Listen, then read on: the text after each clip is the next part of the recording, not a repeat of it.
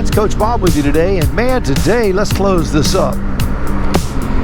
And I got a great video for you. If you are over the age of 50, and you know the older you get in this chain here, the more this is going to apply to you. But if you're over the age of 50, I do think that it's time to start thinking a little bit about the future. We talk about this a lot, about staying in shape and being fit. But invariably in our lives, what we have discovered over time is that there are things we can't plan for. And those disappointments that we are so often faced with as we age in this crazy world forces us to change our opinion, change our viewpoint in what we were going to buy. So we're going to talk about that. We're going to talk about 5 motorcycles that when you start kind of losing this physical prowess, or even losing your nerve a little bit, we're going to talk about the 5 motorcycles that might suit you just perfectly. Now, of course, I do have a favorite. The number 1 is going to be no surprise, and we're going to save it for last. But, you know, obviously, I'm riding it. So that's no surprise to anyone out there, is it? But I'll back it up with a little data. So there's your spoiler for you. All right, but before we get going, if you would, give the video a big old thumbs up while I enjoy these beautiful curves and this wonderful road on this great 2024 BRP Can-Am Sea to Sky edition. Oh yeah, and it is being loaned to me by Can-Am, and they allow me to ride this motorcycle and let me play, and it's really, really cool. All right. So number 5, counting down to numero uno. Now number 5 and number 4 were very close, and I had to really think about why one would be 5 and one would be 4. So let's go with number 5. Number 5 is, in fact, a lightweight cruiser. A lightweight cruiser. You know, lightweight cruisers could be anything from a smaller Harley, yes, even the Sportster, or, you know, the Indian Scout, the smaller Indian Scout. The big 4 cruisers out there that are smaller. The Honda Rebel is one that I think of right off the top of my head that is really quite cost conscious if money is a part of your thought process. The reason I picked the lightweight cruiser, first off, is the riding position. The riding position, you're more upright, and the bike is going to be very, very nimble and comfortable under you. Now, there are a lot of bikes that, you know, you can buy that are not in the cruiser category, but that are, I would consider, in the traditional motorcycle category, like the SV650 made by Suzuki. I used to have one of those. I sold it recently. But the lightweight cruiser and the conventional motorcycles that are light, I'm going to say 800 to 900 cc and smaller in order to keep the weight down. The one thing that as we age and that I have seen many, many times is people at slow, low speeds in parking lots, they end up dropping the motorcycle and they have a hard time picking it up. You know, years ago, my boss, I used to be a professional musician. I was working at a music store back in the late 80s, and my boss was a retired band director, and he owned the music store, and he was a wonderful guy, little guy though, and he rode a Goldwing, and he dropped his Goldwing in his front yard. It had rained, and the motorcycle slipped down. And he called me, and he was like, "Hey, Bobby," that's what they called me back then. "Hey, Bobby, could you come over to my house?" And I went over there, and he goes, "I'm embarrassed and I hate this, but I can't pick my motorcycle up. Do you think you could help me?" I'm like, "I can't help you, but I can do it for you, man. Let me just do it." And he goes, "You're not going to be able to do it." And I went over there and boom, picked it right up. And he goes, "Wow, I forgot what it feels like to be young." And I looked at the ground, and around the motorcycle where he had been trying to pick it up, there were big scrapes in the dirt where he was trying to lift it, and his feet kept slipping out from under him, and his arms were all scratched up, and he had big bruises already developing on his arms. Now, Sandy at that point was probably in his mid-60s, I'm guessing, maybe 70. But that was a lot of motorcycle for him to pick up. So a lightweight cruiser is going to be light enough for you to pick up in the event of a drop. It's going to be low enough to the ground for you to comfortably ride, and the riding position is going to be more like a traditional motorcycle, which is going to make it a lot less pain related.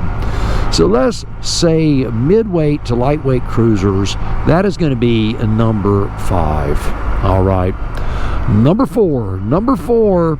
This was one that I really debated on where to draw the line, but I'm going to say this. I'm going to say middleweight to lightweight adventure motorcycles. Now, why did I make the adventure motorcycle number 4 and not number 5? You know, it was close. It was very, very close. But I'm going to tell you, as far as in the two-wheeled world, I think the adventure motorcycle is the perfect motorcycle. It gives you a traditional riding position. It gives you a lot of flexibility. You can ride on a lot of surfaces and feel confident. The geometry of the motorcycle is really, really nice. So when you're turning it and riding it and doing things, you almost feel like a kid on a bicycle. I got a buddy of mine, he just got back from a mission trip from Afghanistan, and his KLR 650 is sitting in my garage right now. Now, it's an old one. It's a 2009, and he bought it like 4th or 5th hand.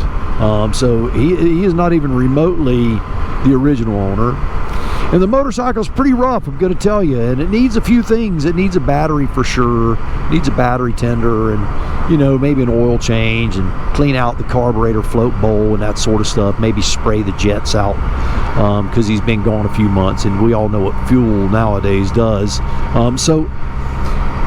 But the bike is stone cold dependable, and as I move that motorcycle around my garage, it is super lightweight. I mean, it is super lightweight, and it's a great, great motorcycle. The KLR 650 is a thumper. It's a 1-cylinder, and it is super awesome. I know a guy who has actually ridden one from Florida to Alaska. Yes, Florida to Alaska.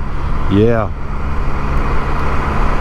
I got another buddy of mine, he has one with over 100,000 miles on it. Yes, 100,000 miles on a KLR 650. Now, I've got a Triumph Tiger 900 Rally Pro. I would consider that a middleweight, although it is approaching the no-no zone. It's a big motorcycle. Will I want to ride that in my mid-70s? Well, maybe. I mean, it depends on my physical prowess, obviously.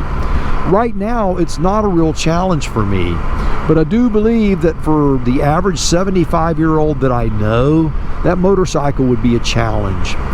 Although it considered as a middleweight, it's considered to have a relatively low center of gravity. The bike is just a big motorcycle. So, you know, you got to look at the geometry and the size of it. But the reason I picked the adventure bike, not just the fact that you can ride it in all conditions, on all surfaces, with great confidence, you can also safely and comfortably tour on it. They make all kinds of saddlebags and soft luggage and all kinds of things for the KLR 650, the Yamaha Tenere 700, the Honda Touareg. All of these motorcycles are super lightweight and very, very, very capable of carrying you thousands and thousands of miles. You know, the world has told us a lie that it's got to be 1,000 cc or it's not worth having. That's just a lie. You don't have to have all that. And quite honestly, most of us will never use it if we do have it. Now, I'll tell you, the lightweight cruisers that we mentioned for slot number 5, they are tourable as well. You know, they do make soft luggage and luggage racks for a lot of these motorcycles, certainly for the Rebel. Is it traditional? It has no windshield, no wind protection, but there are things that you can get for them. You can put little windshields on them that clip on and clip off. So it's doable, but I would consider the adventure bike a superior tourer because they have all of the accoutrements as well. They have cruise control, they have heated grips, they have all of these things on there that make it super comfortable. All right, so what is number 3? Now we're moving into the 3-wheeled world. I'm going to tell you, number 3, 2, and 1 all have 3 wheels on them. The number of people that I've spoken to over the last week who are looking at getting a Spyder or getting a Tri-Glide, it's innumerable. Folks call me all the time. I get emails a dozen a day, you know, where people are trying to pick my brain. They're looking at things and want to know, hey, is this a good deal? Is this a good price? And, you know, I certainly don't mind answering a question if I can. My email is right here. It's bob3coach@gmail.com. I'm more than willing to help you in any way that I can. If I don't get back with you, please don't be offended. A lot of times emails, you know how they are. They get put in the junk section. They get put in the promotion section. But I get most of them, and I respond to most of them. All right, so number 3 in the trike world is going to be this. It's going to be a 3-wheeler, but it's going to be a 3-wheeler that is not a factory machine. Here's what I mean by that. Like the wonderful, the absolutely spectacular Honda Goldwing has a trike conversion. Now, I've ridden the Honda trike conversion, and it is magnificent. Gobs of power, gobs of torque, great highway manners, really fine machine. So why would I put that number 3 and not number 2 or number 1 if we know that they're all trikes? Because we all know the Goldwing is absolutely bulletproof. Well, the reason is that when you do have a problem, often when you have aftermarket things like that, part of the problem is going to be the conversion side, and part of it is going to be the mechanical Honda Goldwing side. And it doesn't matter whether it's a Honda Goldwing or a Valkyrie or whatever. You know, we had a Honda Shadow 900 ACE edition that we had converted to a trike for Coach Vic years ago. Now, the bike was old when we bought it, and so we weren't worried about it, and it was something that I did the work, so it was very, very simple. But I would say that if you're going to spend a lot of coin, you just have to be careful. You know, we deal with this a lot right now in our lifetime in the van world. You know, Coach Vic has to have a van, and her van, well, part of it is the van, right? You have a $45,000, $50,000 van, and then you have a $45,000 or $50,000 conversion. And if you don't have the people that work on the conversions, and you have a problem with the conversion, well, you're just stuck. That's just how it is, and you'll get it done, but it's going to take a lot more work. And so I would say, just for the convenience and the peace of mind, I would put that number 3. Now, I also want to say number 3 and number 2 are traditional trikes, and that's why they're not number 1 in my book. I think the traditional trikes are wonderful, and I'm not putting anybody down who buys them. I don't want you to think that I am. The physical handling abilities of a traditional trike, I've done videos, because you have the one wheel up front, and that wheel cannot turn due to the surface patch and cannot stop due to the surface patch of the tire at the same rate that the Can-Am Spyder can.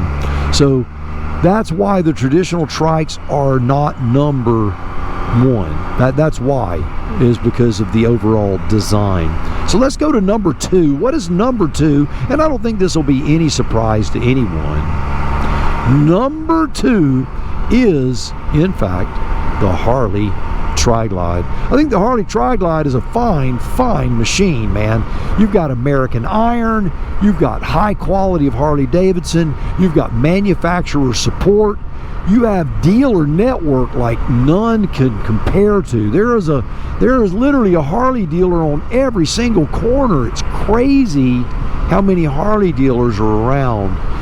And the fact that the Harley is widely acceptable, more acceptable, I'm going to say this, than the Can-Am Spyder in the motorcycle world. You know, the Tri-Glide is still seen as kind of, you know, the cool Harley Rebel. And that's cool. When I go to Bike Week, Harley Tri-Glides, they get the nod, they get the wave, they do. The Can-Ams, we don't. We get the finger wave, the one finger, you know what I mean? They tell us we're number one, but with the wrong finger.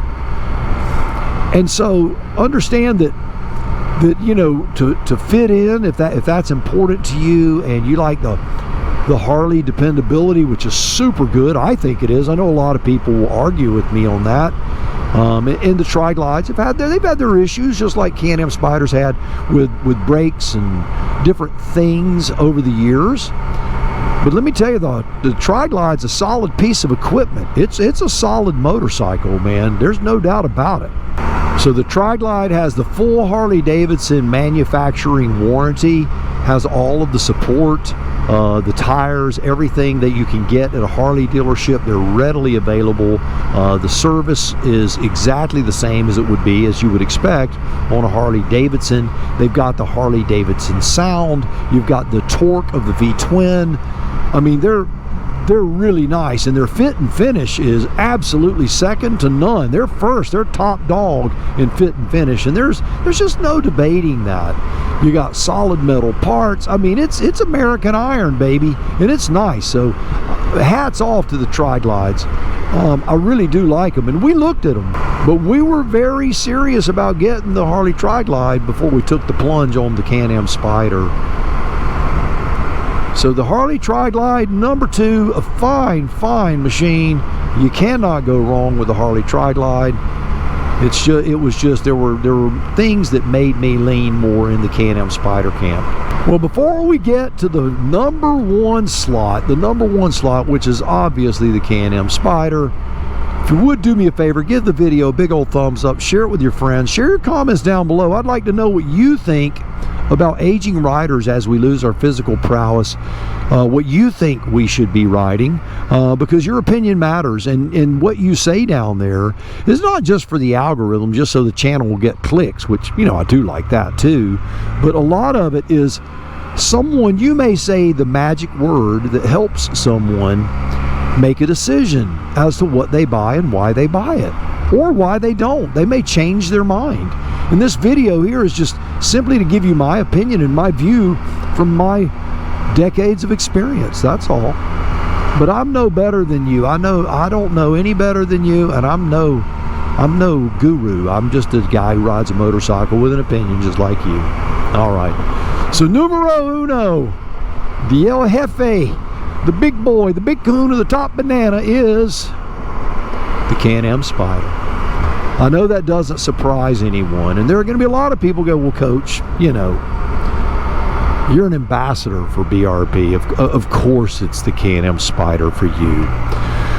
Well, let's go ahead and get this one out of the way. I've been riding a Can-Am Spyder for years before I was even remotely considered being a BRP ambassador. And my Spyder still sits in the garage to this very day, and if they said, hey, Coach, we're going to take the Sea to Sky back, and we're not going to have you be an ambassador anymore. We've had you as an ambassador, and we appreciate your help, but we're deciding to give it to a younger guy, give it to someone that's more capable, that's a better communicator or whatever. I'm still going to ride Can-Am Spyders. I'm still going to ride them. That's just all there is to it. You know, so I wanted to get that out of the way. So why the Can-Am Spyder? I'm going to give you the positives as to why I chose it, and then I'm going to give you the negatives of owning a Can-Am Spyder. So here's the positives. The two wheels in the front. I'm going to tell you, the steering on this thing is absolutely superlative. I've ridden a lot of motorcycles in my life, and I love to ride. I love riding performance motorcycles. I've ridden, you know, the Ducati Panigale. I've ridden, you know, I owned a Triumph Speed Triple for years. A beautiful motorcycle. I did track days on my Suzuki SV 650. You know, and I've owned a lot of motorcycles. I owned a Harley Davidson for 20 years, and, well, 18, close enough.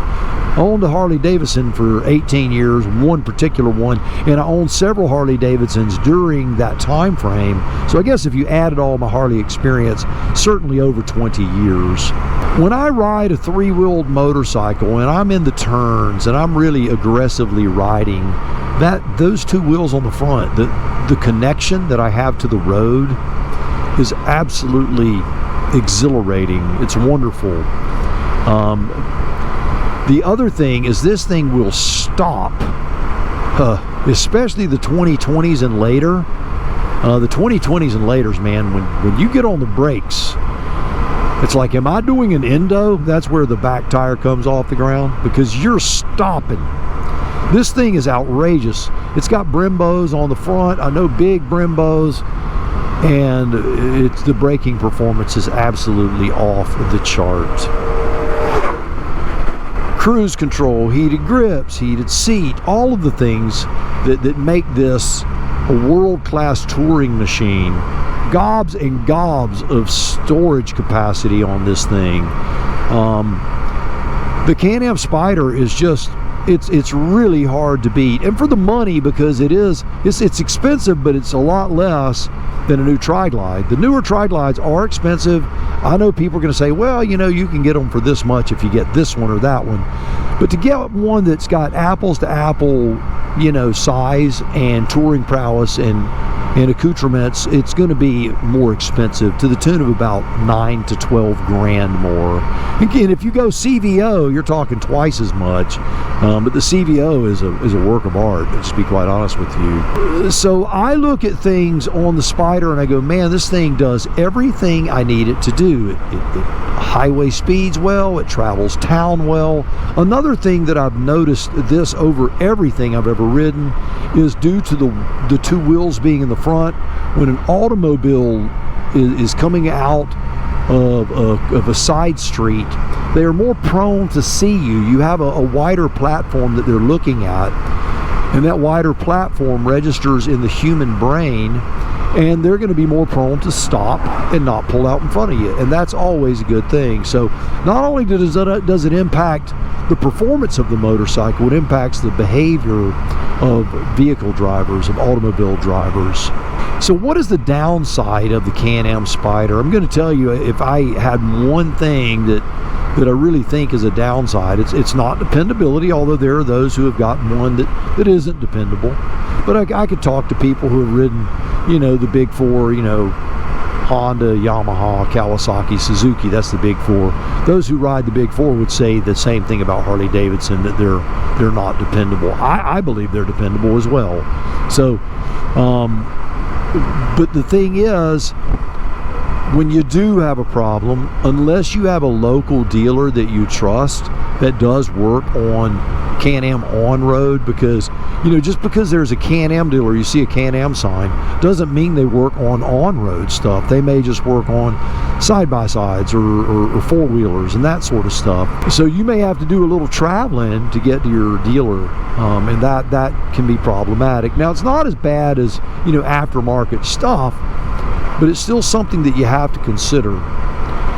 You know, if I lived in, you know, the middle of, you know, South Dakota, and the only dealer within 400 miles was a Harley dealer that was 2 miles down the road, that'd sway my opinion. I'm telling you right now, I'd buy the Harley. I would, because I got to have somebody to be able to work on it. That's important to me.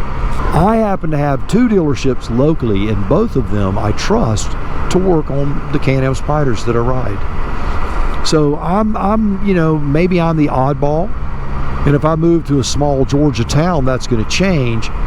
But the dealer network for Can-Am is getting better, and dealer network is a big thing to really consider.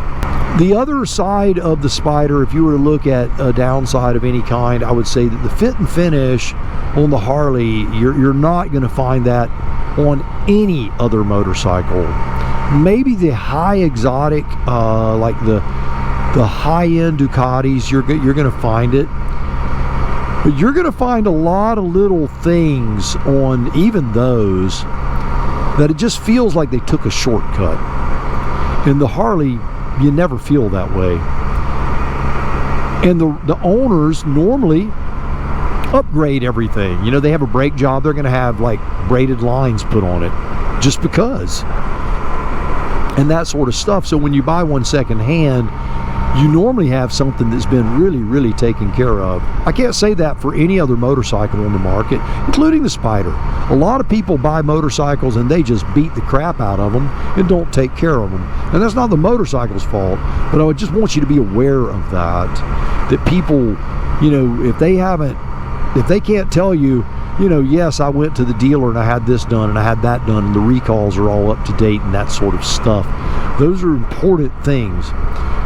But the Can-Am Spyder stole my heart. I was a very, very slow convert. Coach Vic she loved it from the first time we rode one. I was a slow sale, but once I got it, the Spyder, man, I'm gonna tell you, the Spyder bit me and the venom was in my veins, and I love them. I just love them. What can I tell you? Do I sound like a fanboy? Well, I am. I've ridden one for 6 years now.